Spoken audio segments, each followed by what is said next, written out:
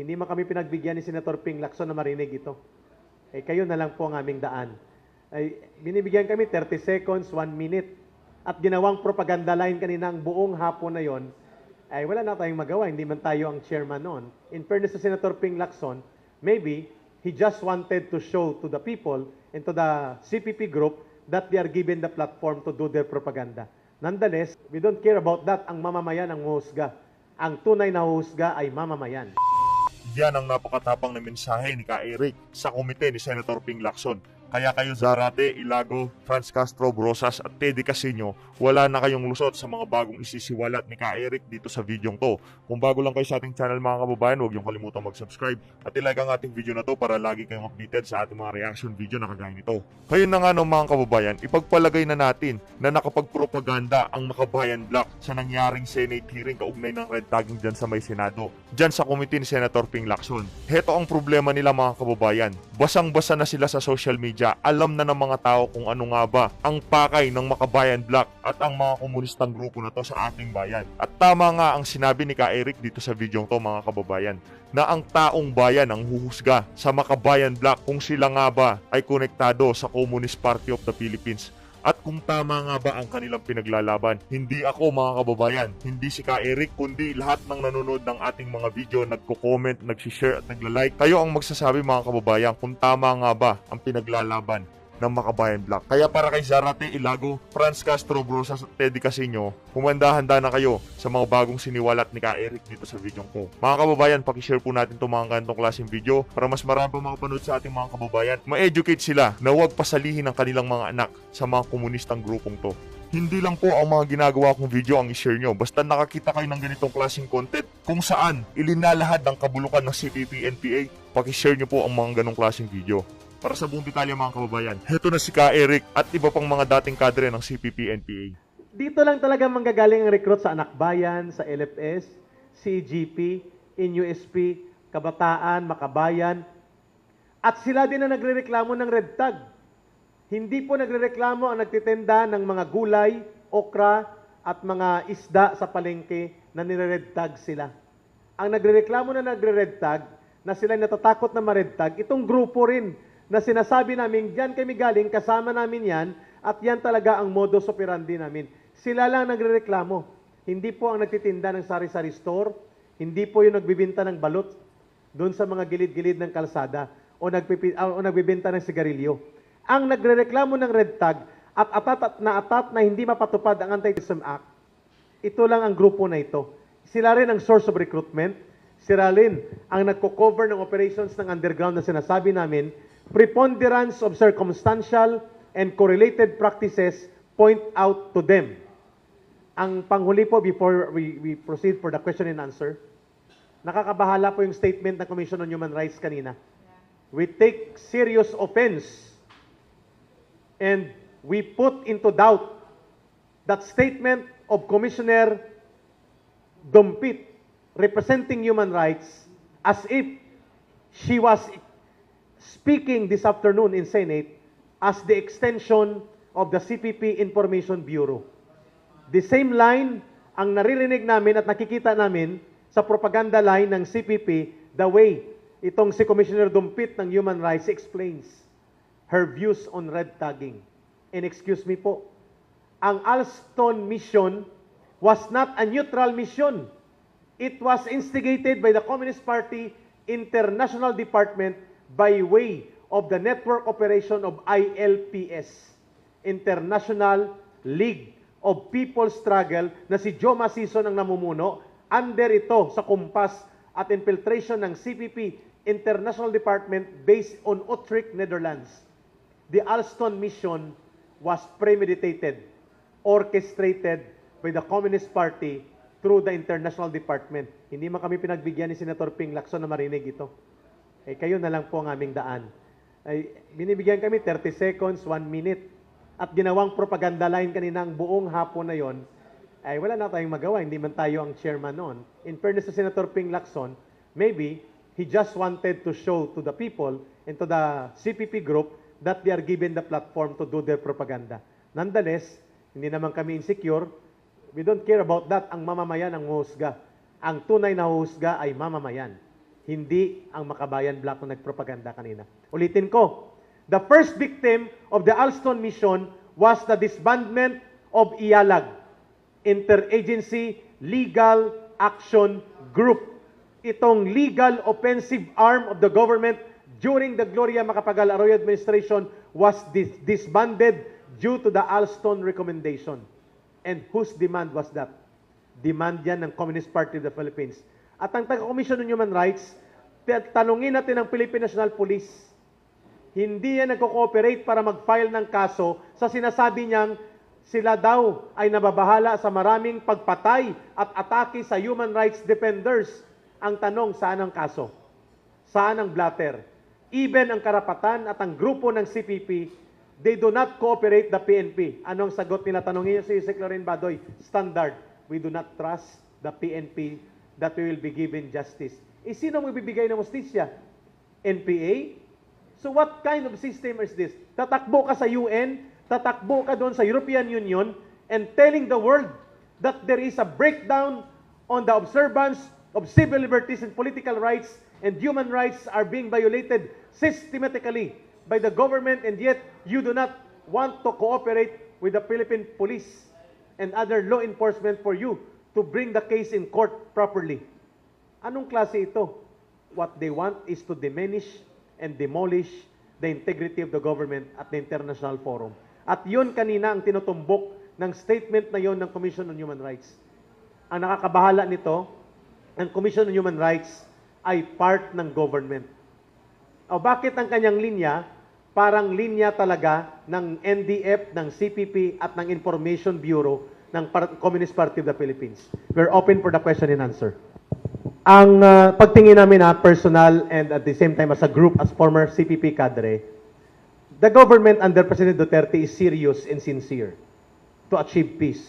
Sinagot ko rin kanina yan eh. They're double talking there. Ang CPP party list representative. The objective of the CPP is not peace. The objective of the CPP is to overthrow the government. Take political power, govern, and establish a pro-communist system of government in our country.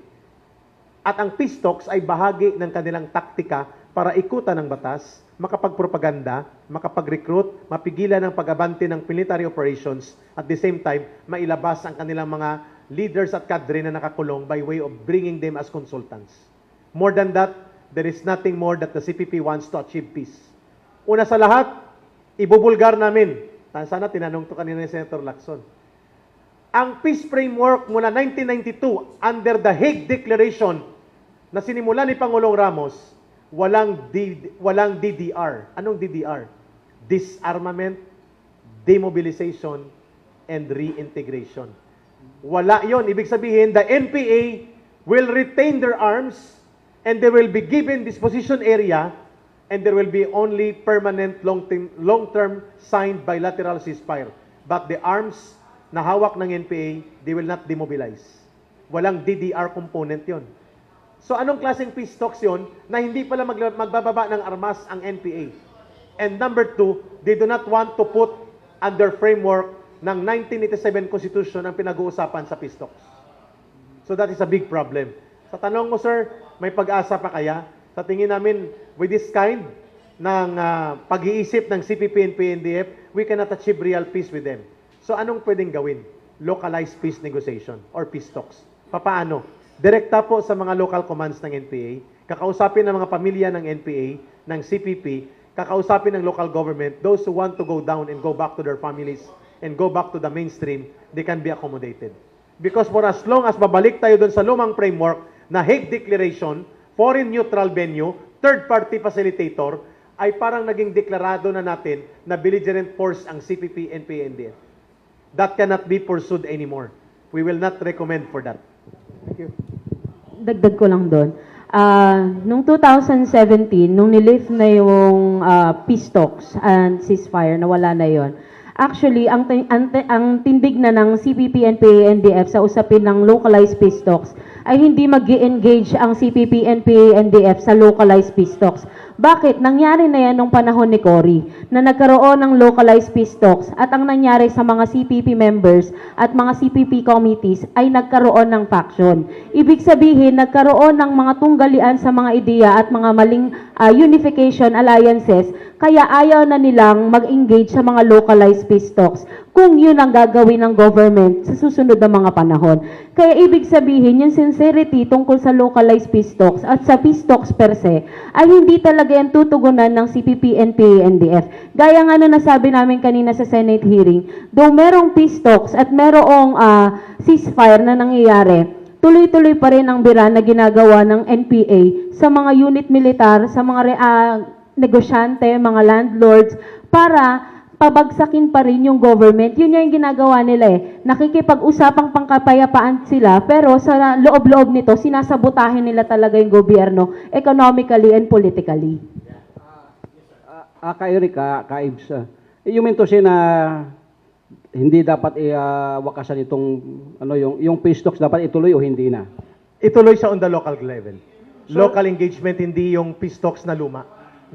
Sa Netherlands, sa Norway. Do you think na kapag nagkaroon ng local peace talks, magpaprogress kaya ito? Matitigil itong yung pakikibakan ng mga Maraming gustong bumaba. And I think the local peace talks should be accompanied by amnesty declaration. There should be an amnesty. Kasi yung may mga kaso, may mga warrant of arrest, natatakot bumaba. Sa tingin ko, hindi na mapipigilan ni Joe Masison at ng Central Committee na kapag na-open ang channel ng sinseridad at ng kapasidad ng gobyerno na tanggapin sila on the ground, iiwan nila ang CPP, NPA, NDF. Hindi kaya itong cause ng mga pagsali sa NPA nito mga mahihirap na dating kababayan, hindi yung pang-abuso din ng militar, hindi kaya yun?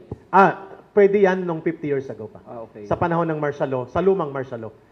Kasi kung totoo yun, ay ang militar pa nga ang naabuso eh. Ang martial law under 1987 Constitution, walang ngipin. Walang ngipin yan, nakita natin yan sa Mindanao. Hindi mo magagamit yung lumang martial law ngayon. So ang naaabuso, kita mo kanina, ang nakakaabuso sa mga batas, hindi ang military. Ang nakakaabuso sa batas, ang CPP, NPA, NDF. Ang tapang-tapang ni Kulyamat kanina, nila Casinio, nila Sarat, nila Colmenares, para singilin ang military. Ang military kanina, kita yung pag sumagot, parang basang sisiw. Defensive masyado sila doon. That is not the culture anymore of the armed forces na nakikita namin. After the martial law, in the 1987 Constitution, masobra pong naabuso ang demokrasya na yan. Masobrang inabuso ang sobrang pagkatakot sa lumang martial law. At dahil dyan, nagiging paborable ito sa pag-iral ng doble cara o revolutionary dual tactics and infiltration ng kalaban. Tapos yung tungkol dyan sa usapin ng, yun nga, yung pagiging defensive ng military, meron din silang binabanggit kanina na mga fake surrenderies. Sa totoo po, nung NPA pa ako, 2019 naman po ako bumaba, talagang sa ground, sinasabi na ng mamamayan, pag kaming mga NPA nagpo-propaganda, nagbago naman na ang mga militar. Hindi naman na sila talaga ganong karahas.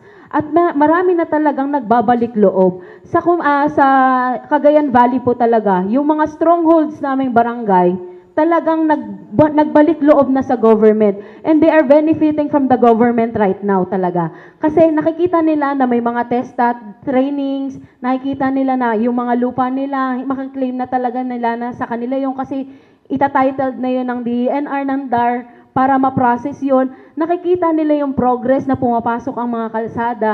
Kaya yung sinasabi nilang walang nagagawa ang LCAC, marami pong nagagawa ang LCAC sa local talaga po. Kaya yung usapin ng localized peace talks at yung mga LGUs na nandun, pag talagang nakita ng masa insincerity doon sa mga LGUs at makita rin ng CPP, NPA, NDF na nandoon, dahil nga, kaya ayaw nilang lumahok sa localized kasi mahati sila. Pero once na nag-engage ang CPP, NPA, NDF doon at nakita nila yung sincerity ng government, talaga pong maraming magbabalik loob. And right now, yung mga strongholds, barangays po talaga yung nagbabalik loob. Pag sinabi pong strongholds, 1960s pa po yan, mula nung bagong-bagong pasok pa lang po ang NPA kasi ang Cagayan Valley po dyan, nabuo ang 1st National Battalion ng NPA. Kaya yan, mula nung 1960s hanggang ngayong 2019, Ngayon lang sila na declare talaga as cleared. Yung cleared na totoo, hindi yung cleared na sinabi ng mga naunang